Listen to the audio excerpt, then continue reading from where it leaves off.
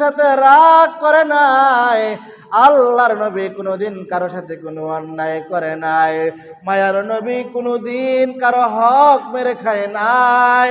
আল্লাহর নবী কোনোদিন কোনো অপরাধের কোনো আদেশ করেন নাই, অন্যায়ের কোনো আদেশ করেন নাই।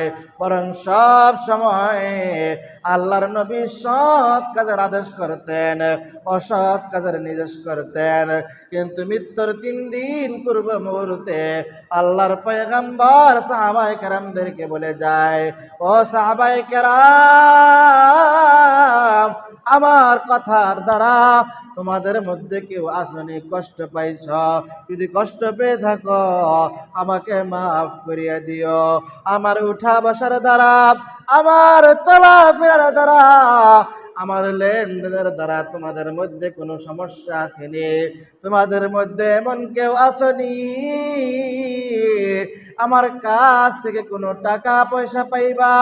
যদি আমার কাছ থেকে কিছু টাকা পয়সা পেয়ে থাকো তাহলে এক্ষুনি বলো, আমি হাসরের ময়দানে আল্লাহ রব্বুল আলামিনের দরবারে আমি আসামি হতে চাই না।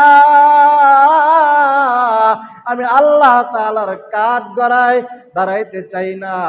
আল্লাহর পয়গম্বর একবার, দুইবার, তিনবার যখন এই কথা বললেন, একজন সাহাবী ডাক দিয়া বলে, ইয়া রাসূলুল্লাহ, ইয়া হাবিবাল্লাহ, আপনি তিনবার যেহেতু এই কথা বলেছেন, আমি আপনার কাছে 2টা টাকা পাই, 2 দিরহাম আমি আপনার কাছে পাই। আল্লাহর পয়গম্বর জনাবে মুহাম্মদুর রাসূলুল্লাহ সাল্লাল্লাহু আলাইহি সাল্লাতু ওয়াসসালাম ওই সাহাবীকে ডাক দিয়া বললেন, ও সাহাবী,